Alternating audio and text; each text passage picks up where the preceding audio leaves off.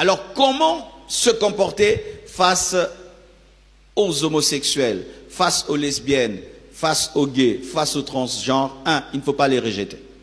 Alléluia. Il ne faut pas les rejeter. Ils ont le droit de venir à l'église.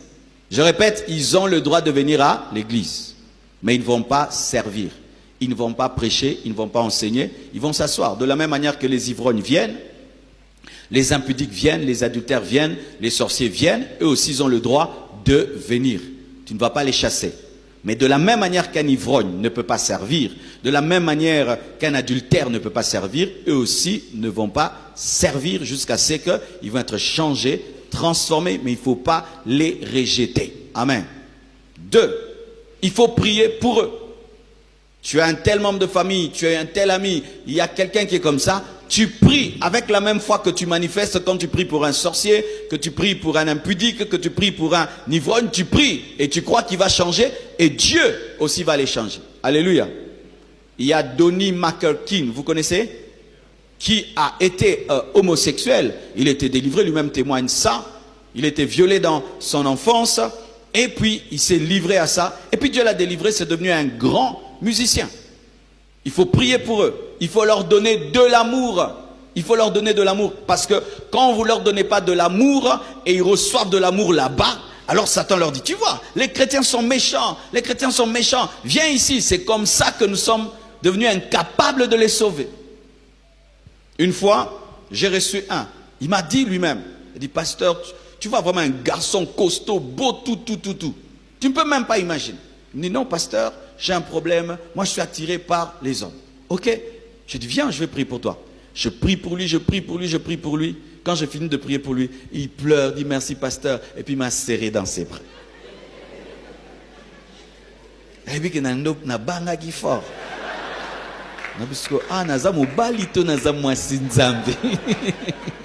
En français. J'ai eu peur. Mais il n'y avait rien, il s'est arrêté, c'était vraiment un câlin fraternel. Et puis il est parti. Aujourd'hui, il est marié, il a des enfants. Marié, enfant, fini. Dieu l'a fait. Alléluia. Certaines, et si la katebilokoana. Jésus peut tout, Jésus peut tout, Jésus peut tout, Jésus peut tout. Jésus a dit, tout est accompli. Donc il faut prier, il faut leur donner de l'amour. Il faut leur apporter la parole que je t'ai donnée. On ne va pas changer la Bible. Tu dis non, ce que tu fais là, ce n'est pas la parole. Voici ce que la Bible dit dans Lévitique. Voici ce que la Bible dit dans Romains, dans 1 Corinthiens. Mais tu le dis avec amour. Amen. Hein?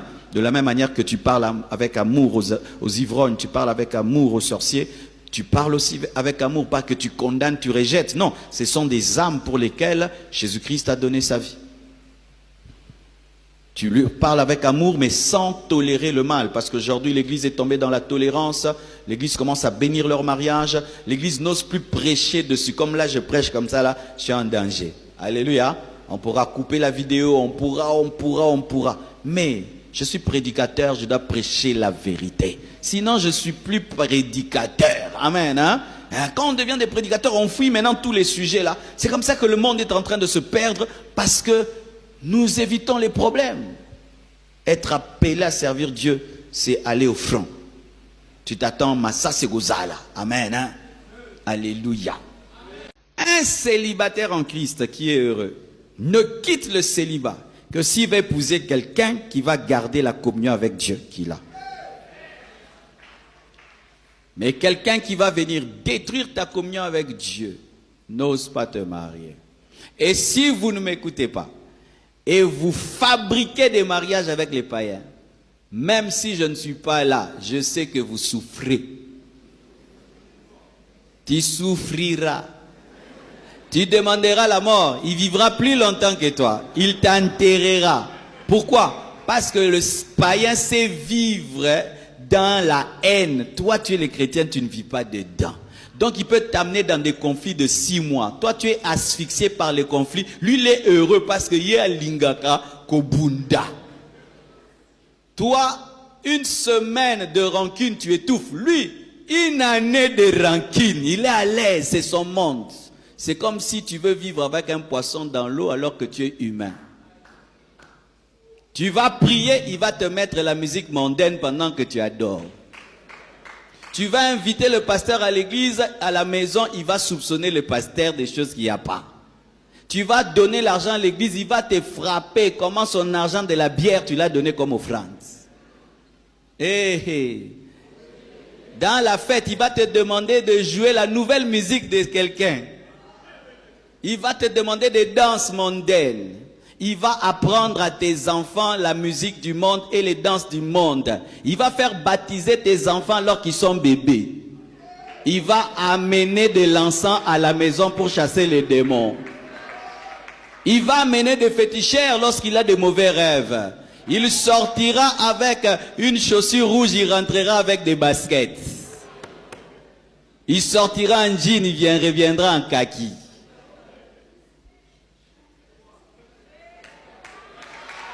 Il conduira la voiture, il regardera une belle fille comme ça, devant toi, le païen. Bino batuboza ba fiança ba païen. Bokonyo kwa mamoko. Mon frère, tu as une fiancée païenne. Nous avons des bonnes sœurs ici, vous ne les épousez pas. Vous allez épouser des païennes. Frère, tu souffriras et tu regretteras ces bonnes sœurs que tu n'as pas épousées. Tu la gifles, elle te gifle. Tu l'insultes, elle t'insulte. Une païenne. Elle va te demander le divorce. Tu vas te retrouver un frère en Christ divorcé. Tu iras au travail, elle a vidé la maison. Une païenne. Elle va décider de s'habiller mal. Tu refuses. Elle dit, Bonico, tu vas faire quoi? Tu vas faire quoi? Elle va insulter ton père, ta mère. Tu vas faire quoi, la païenne? Tu vas faire quoi? Tu sortiras comme ça, tu rentres comme ça, elle a mis du rouge ici, du bleu là-bas. Tu fais quoi? Tu fais quoi? Tu vas la taper? Alors, homme, si toi tu es un brutal, lorsque tu es en colère, tu tapes, tu n'es pas prêt à te marier. Un homme brutal ne doit pas se marier. Un homme brutal ne doit pas se marier. Je vous dis la vérité, hein. Quand toi tu es en colère, tu trembles. Tu prends des bouteilles, tu jettes sur les gens. Pourquoi tu veux te marier? Pour taper les gens. Taper ta femme, taper tes enfants. Ne te marie pas. Tu n'es pas encore prêt à te marier. On ne peut se marier que si on a la maîtrise de soi. Que si on a la douceur. Est-ce qu'un caterpillar peut ramasser une aiguille? Pourquoi? Tu as trop de puissance et tu ne peux pas. Et ce ne sont que les personnes douces qui peuvent entrer dans le mariage. Sans douceur, tu ne peux pas entrer dans le mariage. Le mariage exige beaucoup de maîtrise de soi. Des fois, tu es grande de taille comme ça là. Moi, si m'ke, yo, on s'en va. Elle te colle même. Le diable te dit, bêta. Et puis le Saint-Esprit calme-toi et tu te calmes. Alléluia. Mais ce qui est drôle, c'est qu'il y a des femmes qui aiment les hommes brutaux. Vous êtes malade, hein? On appelle ça quoi? Vous êtes sadique. Les gens qui aiment souffrir. Ce sont des sadiques, hein? Des choses comme ça. Il y a des personnes qui aiment ça. Un jour, je rencontre une fille en train de se chamailler avec son copain en cours de route. Et on était en train de dire, mais arrêtez arrêtez de taper cette fille-là. Écoutez la fille-là. On l'a même pas épousée, on la tape sur la route, elle appelle ça Bobal Inangamoro. Un homme t'a pas encore épousé, il te tape. Maintenant, s'il t'épouse, qu'est-ce qu'il va te faire? Un homme, quand il n'a pas épousé une femme, il est doux, il est galant, il ouvre les portes, il donne des cadeaux, des chocolats. Au lieu de donner des chocolats, il te donne des cacatos. Et tu l'épouses. Parce que toi, tu aimes des hommes violents, des hommes brutaux. Oh, il va te protéger du voleur. Qui vous dit qu'un jour, un voleur va entrer chez vous? Non, un homme comme ça, là, quand un voleur viendra, peut-être jusqu'à ta mort, un voleur n'entrera jamais. Cette énergie sera seulement sur toi. C'est pourquoi, chers parents, nous devons des fois protéger nos enfants contre les mauvais choix. Parce que les enfants d'aujourd'hui, ils ont des choix bizarres, tablettes de chocolat, bien dans sa veste. Et tu vois, ta fille fait un mauvais choix d'un garçon violent, mais il est pris par des émotions et la culture actuelle. Il faut savoir nous opposer. Aujourd'hui, les parents tombent dans le piège de dire toujours oui à leurs enfants. Non, oppose-toi à un mauvais choix. Même si ta fille va te haïr, tu me hais, mais je t'ai sauvé. Moi, dans ma famille, j'ai des problèmes comme ça. Quand je ne suis pas convaincu, je ne suis pas convaincu. Au moins, tu auras manifesté ta sagesse. Et si la personne s'entête et souffre, elle saura au moins que toi, tu t'étais opposé. Amen. On n'éduque pas les enfants en leur donnant toujours ce qu'ils demandent.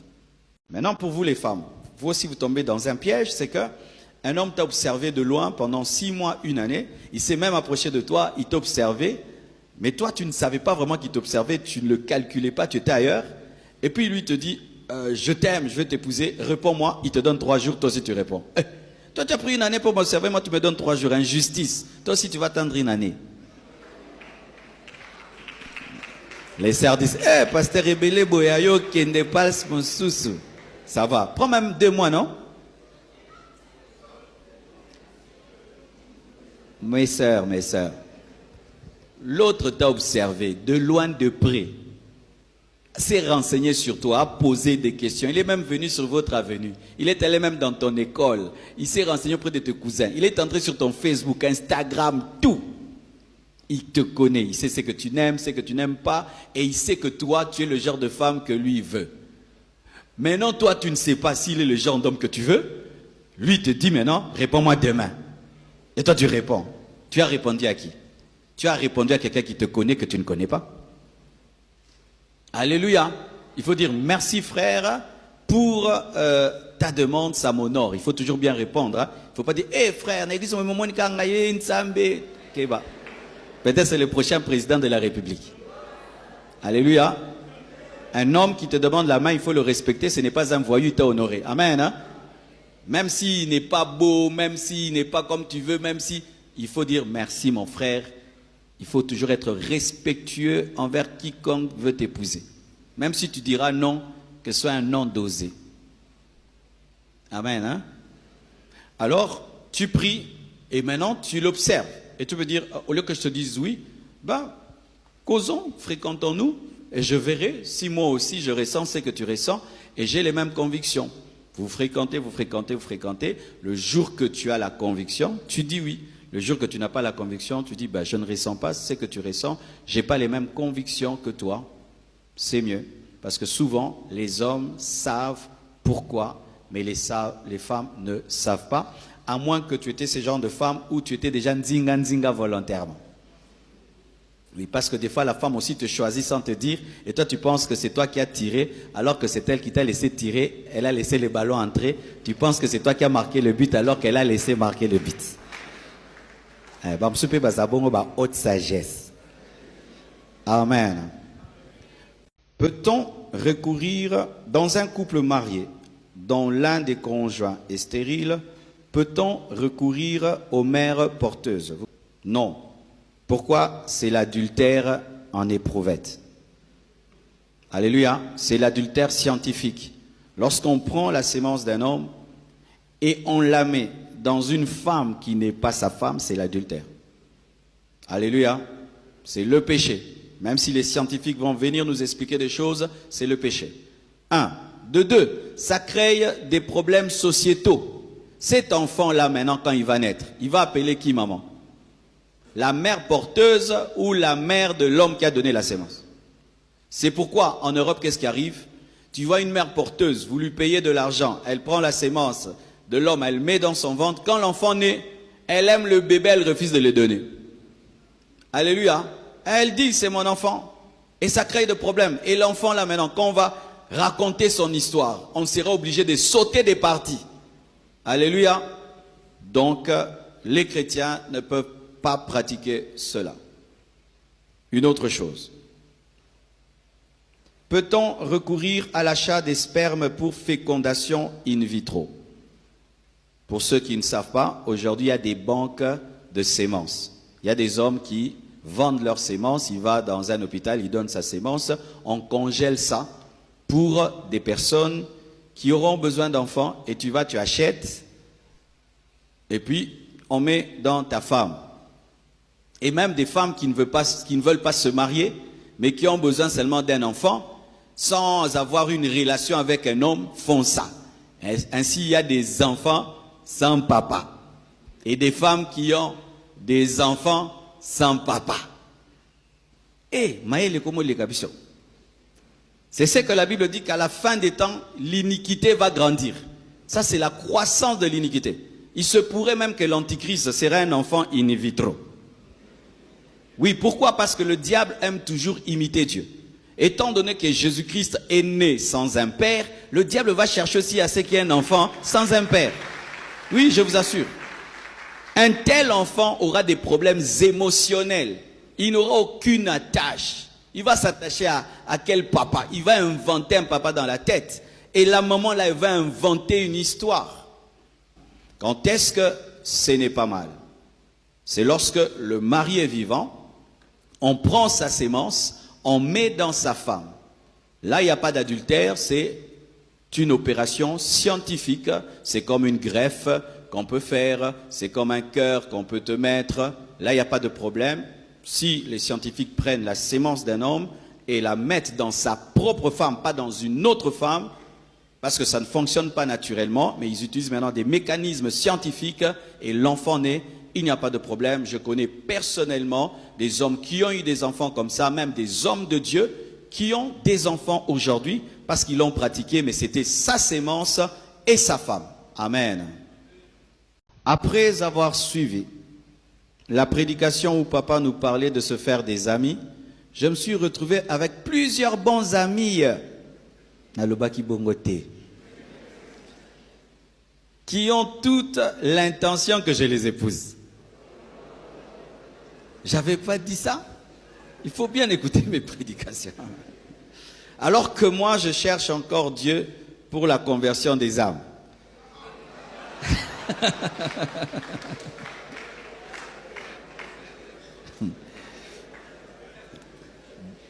Dois-je rompre de ces amitiés ou bien je risque de perdre l'opportunité d'épouser ma femme? Surtout si elle est parmi ses sœurs, sans que je m'en rende compte. Acclamons ses frères anonymes.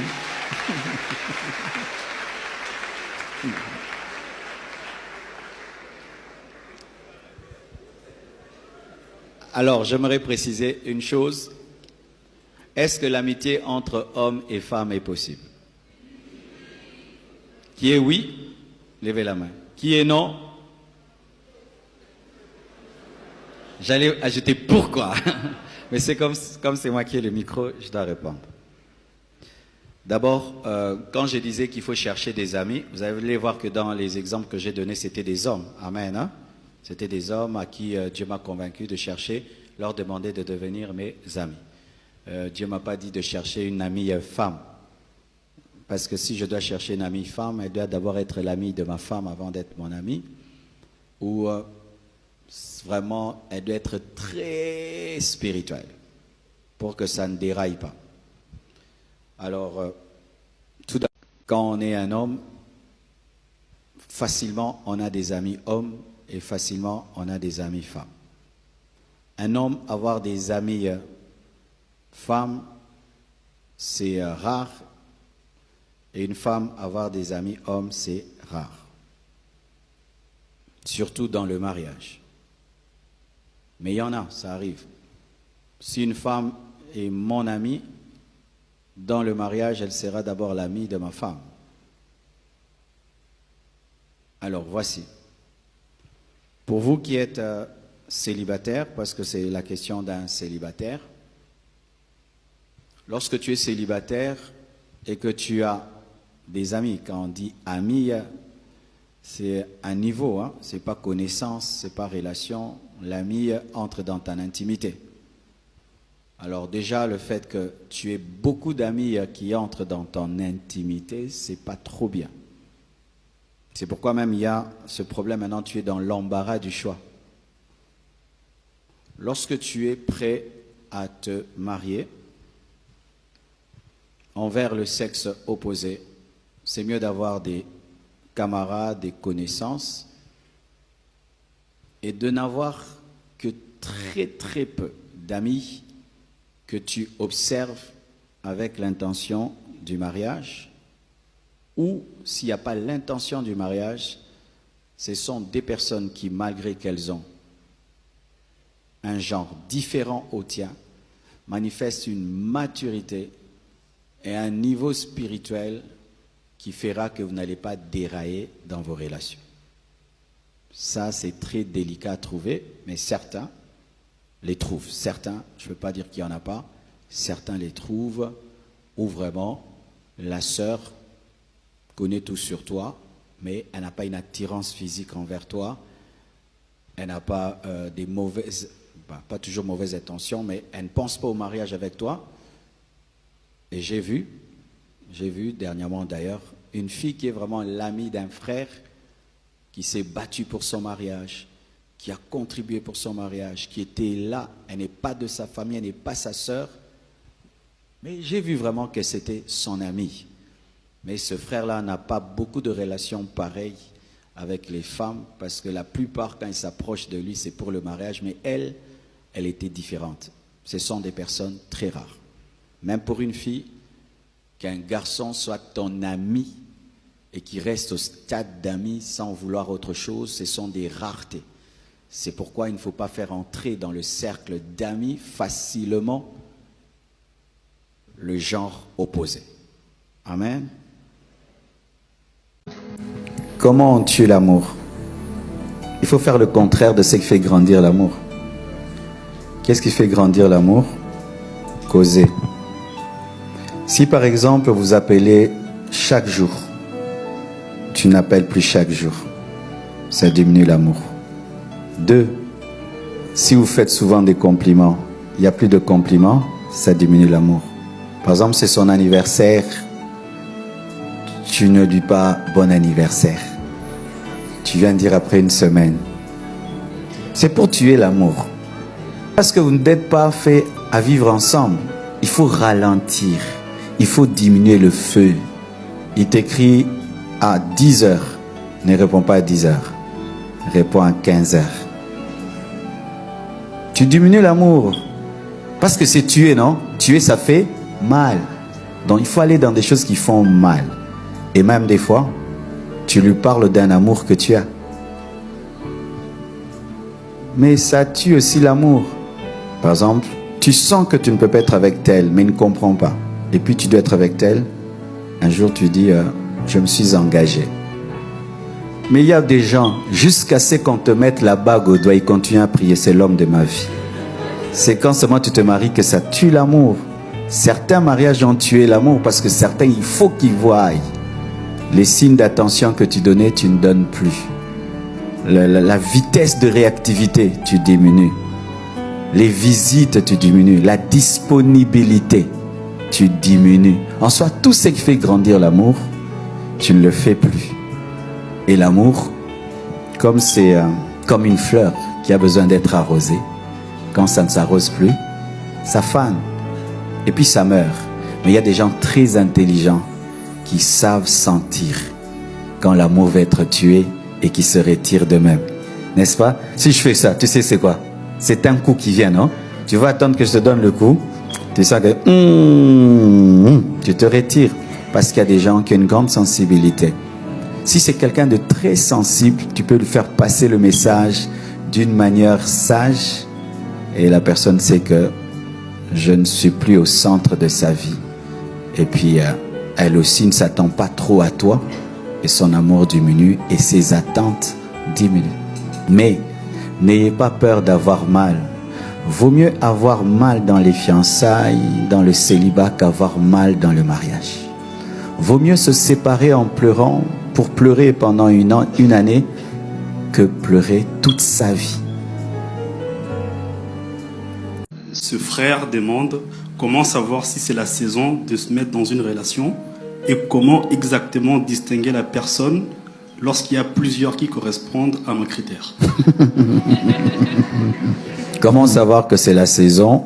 La maturité spirituelle, la maturité physique, la maturité financière. Je ne dis pas être riche non plus. Les gens disent, le pasteur Marcelo dit qu'il faut être riche pour se marier. Non, tu dois habiter chez toi.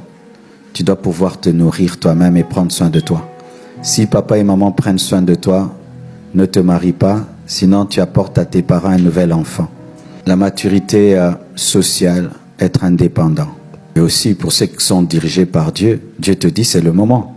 Parce qu'un chrétien est dirigé par le Saint-Esprit, hein? Alors comment savoir? Mais Dieu te parle. Et aussi si tu brûles de trop, tu peux remarquer pendant un temps, tu avais une grande discipline sexuelle et tout d'un coup, c'est pas que tu deviens impudique ou démoniaque. Tout d'un coup, tu sens que ta discipline sexuelle, tu commences à la perdre. Des fois, c'est aussi un signe que là, tu dois te marier. Les femmes te disaient rien, les hommes te disaient rien. Maintenant, tu commences à se sentir, oh, c'est aussi un signe des fois que Dieu te dit, maintenant, tu dois te marier.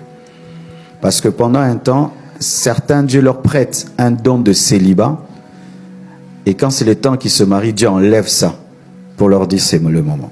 Alors lorsque tu es entre plusieurs choix, comment tu vas savoir qui est qui? On ne dit à personne je t'aime, je vais t'épouser. Sinon tu n'es pas sérieux, hein, de demander la main à 5 personnes. Tu vas blesser beaucoup de personnes. Tu les fréquentes comme des amis. Amen, hein? Sans engagement, vous causez. Et tu vas commencer à éliminer. Mettons, ils sont à 5. Vous causez. Ah, quand ils partent, tu sens l'odeur dégage, la bouche dégage. Déjà, tu élimines. Mais si tu aimes l'odeur de la bouche, tu gardes. Pas de problème. Parce que quand j'ai éliminé à cause de l'odeur de la bouche, me prenez pour un charnel. L'odeur a une grande place dans les mariages. Hein? L'odeur. Et l'odeur, ne jouez pas avec l'odeur. L'odeur peut tuer un mariage. Oui, ne te marie jamais à quelqu'un si tu n'aimes pas son odeur. Alors si peut-être il ne sait pas se parfumer, hein, tu lui donnes des cadeaux. Promets ça. Mais si tu sens que malgré tout ce qu'il met, il y a un truc là. Où tu donnes des dentifrices et tout. Mais si jusqu'au bout, son odeur labiale, corporelle, ne te convainc pas, n'ose pas, tu ne lui feras pas des bisous. Je te dis la vérité. Hein. Une autre chose sur la spiritualité, vous parlez spiritualité, et puis si tu es très spirituel, tu te rends compte que lui, vraiment, il est dans la chair, tu élimines. D'autres, tu causes, il veut te toucher, il veut ceci, cela. Oh, tu sens que ce gars-ci n'est pas sérieux. Avec le temps, tu vas éliminer, puis tu vas garder 2. Et si les 2 sont bien, tu ne sais pas vraiment, tous sont bien. Tu pries Dieu. Et tu en parles à des personnes sages, mûres autour de toi. Il y a A et B. Ah, moi je te connais bien. Il te faut celui-là. Pourquoi? Tu es une femme dominatrice. Lui, il est trop mou. Tu vas le diriger. Il faut l'autre là qui est fort. Lui, il va te dompter. Oh non, lui, il te faut. Amen, les femmes dominatrices. Femmes dominatrices, n'épousez pas des hommes mous. Hein. Vous allez vous sentir homme. Épousez des hommes qui te disent non. Je ne fais pas. Pourquoi? Je fais pas. Il garde son calme. Mais un homme qui te dit oui, comme tu veux. Chérie, on fait quoi? On fait quoi? Un jour, un voleur entrera, il va dire chérie, le voleur. Il y a quelqu'un qui demande, est-il possible d'avoir l'homme de ta destinée devant toi, mais tu n'arrives pas à l'aimer? Oui. Oui. Au début, oui. Mais à la fin, tu dois l'aimer. Et si à la fin, tu ne l'aimes pas, ne l'épouse pas, parce que c'est toi qui te maries. Et Dieu qui a créé le mariage sait comment le mariage fonctionne. Et Dieu sait que la base du mariage, c'est l'amour. Elle ne peut pas t'envoyer dans une relation d'amour sans amour. C'est un suicide. Au départ, oui. Moi, par exemple, Blanche, je l'aimais physiquement. Mais quand j'ai su que c'était ma femme, j'avais peur. Je dis, est-ce qu'une belle femme comme ça peut être la femme d'un pasteur? Hein? Parce qu'elle avait tout. Faut que tu dises que non. La vie d'un homme de Dieu. Mais un jour, je vais à Matadi. On me reçoit mal. Je tombe malade. Alors j'étais fatigué. Je dis à Blanche, je rentre à Kinshasa. J'ai échoué ma mission. Elle m'a dit, tu ne rentres pas. J'avais hâte de la revoir. Parce que moi, on causait beaucoup au téléphone. Je voulais vraiment passer du temps avec elle. Elle m'a dit, non, si tu rentres comme ça, tu rentres dans l'échec. Reste là-bas jusqu'à ce que tu réussiras. Et alors tu rentreras. J'ai dit, waouh, quel conseil des mamans pasteurs. Au début, je l'aimais, mais dans la dimension pastorale, je doutais. Mais avec le temps, Dieu m'a donné des preuves qu'elle était une femme forte. Au début, oui, mais pas à la fin. Sans amour jusqu'à la fin, n'ose pas. Tu vas te cracher. Je crois que le conjoint de la destinée existe parce que c'est Dieu qui a envoyé Ève vers Adam. Et lorsque nous lisons le mariage dans Genèse 24, le mariage d'Isaac et Rebecca, lorsque le serviteur d'Abraham, Eliezer, prie, il dit quoi? Que la femme que tu as destinée à mon Seigneur. Rebecca était destinée à Isaac. C'est écrit clairement, destinée. Il y a la femme de la destinée. Moi, par exemple, j'ai entendu la voix audible me dire, c'est ta femme. Tu vas la laisser partir. Tu es un homme, tu te marieras, mais tu souffriras. Dieu m'a parlé, m'a dit que c'est ma femme. Mais la femme de la destinée n'est pas parfaite. Rebecca, qui était la femme de la destinée d'Isaac, était stérile pendant un temps. Parce que des fois, nous pensons que comme c'est l'homme de la destinée, la femme de la destinée, ce sera un ange. Dieu ne nous donne pas des anges parce que nous ne sommes pas des anges. Il nous donne des humains qui tendent vers la perfection mais qui ne sont pas parfaits. Pour ma part, je crois que l'homme de la destinée existe et la femme de la destinée existe. Alors, si c'est lui qui a été fait pour ta destinée, mais qui refuse, Dieu le remplace. Dieu remplace. Si Ève était morte, mettons, Ève mange le fruit défendu et vient auprès d'Adam, et Adam refuse, Ève meurt. Dieu allait créer une autre femme pour Adam. Lorsque tu es l'homme de ma destinée, la femme de ma destinée, tu quittes la destinée, Dieu te remplace dans la destinée. C'est pourquoi il y a des hommes, il a perdu sa femme, et puis Dieu lui donne une autre femme de la destinée. La femme de la destinée existe, l'homme de la destinée existe, c'est pourquoi il faut prier avant de se marier. Si je choisis, et puis j'amène à Dieu, et Dieu bénit, il n'est pas Seigneur de ma vie. Dieu subit mes choix. Si même pour des petites choses nous consultons Dieu, et c'est lui qui doit nous révéler sa volonté parfaite, à combien plus forte raison pour l'homme et la femme de notre vie.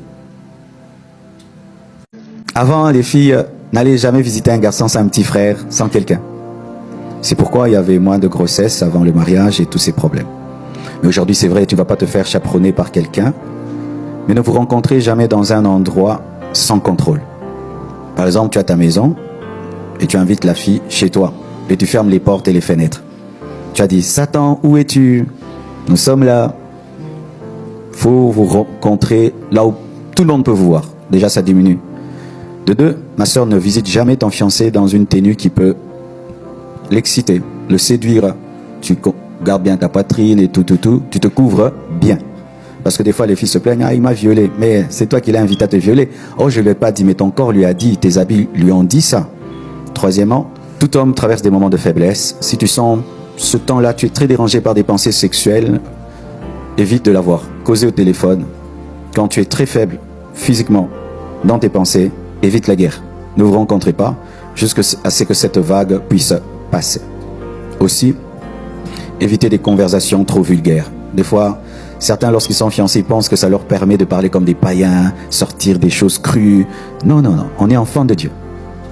Évitez de regarder aussi des films impurs. Parce que les films impurs, pornographiques, amènent dans vos cœurs des pensées impures. Et toute pensée réclame l'action. Évitez de vous écrire des choses impures, de vous envoyer des photos impures. Aujourd'hui, les jeunes, c'est terrible, ils couchent au téléphone, ils s'envoient des vidéos. Ne faites pas ça. Tu ne peux pas montrer ta nudité à un homme qui ne t'a pas épousé. Ni en photo, ni en vidéo. Jamais. Un homme qui te réclame de lui envoyer tes photos nues ou tes vidéos nues ne te respecte pas. Parce que vous devez savoir que tout ce qui est mis sur Internet n'est pas perdu. Même ce qui est effacé n'est pas effacé. Parce que quand tu envoies dans ta corbeille quelque chose, ta corbeille va où? Un jour, je reçois une fille, non, un garçon. Et il voulait me montrer quelque chose dans son téléphone. Une fille, oui, par mégarde. Il y avait des photos de nudité dans son téléphone. Un jour, un garçon, par mégarde sans savoir. Je lui dis, frère, envoie-moi telle chose. Et il m'envoie par mégarde les photos de nudité de sa fiancée. Et une fois, par mégarde, envoyé dans le groupe de ses amis les photos de nudité de sa fiancée. Ils se sont plus mariés. Alors fais très attention. Ton corps est le temple du Saint-Esprit. Ma sœur, un homme qui ne te respecte pas avant de t'épouser ne te respectera jamais quand il va t'épouser. Tu ne dois pas quémander le mariage. Tu es trop belle pour faire ça. Si vous voulez garder la pureté, quand vous rencontrez, parlez de Jésus, parlez de la Bible, parlez de Dieu, priez, priez. Mais pas seulement prier, vous pouvez parler aussi d'autres choses. Mais vous devez prier. Quand vous rencontrez, vous priez. Quand vous finissez, vous priez. Alors si vous êtes tombé, vous allez dire, Seigneur, nous te rendons grâce parce que notre chute était terrible. Priez toujours avant, priez toujours après. Vous allez vous rendre compte que lorsque vous perdez la sainteté, vous n'allez plus accepter de prier avant. Parce que lorsqu'on prémédite la chute, on refuse de prier avant la chute. Ce sera le signe, ma sœur, que tu dois fuir. Et le secret aussi, dans la pureté, les femmes sont plus fortes que les hommes. Dieu a donné aux femmes une grande discipline sexuelle. C'est pourquoi, si dans les fiançailles, il faut vraiment que quelqu'un soit toujours là pour freiner, c'est la fille. Ma sœur, tu es fiancée à un homme, si toi tu dis non, ce sera non. Dis non jusqu'au bout. Pendant les fiançailles, peut-être des fois il va se fâcher, te menacer, mais quand il va t'épouser, il va te respecter. Et il va dire à ses filles, soyez comme votre maman. Amen.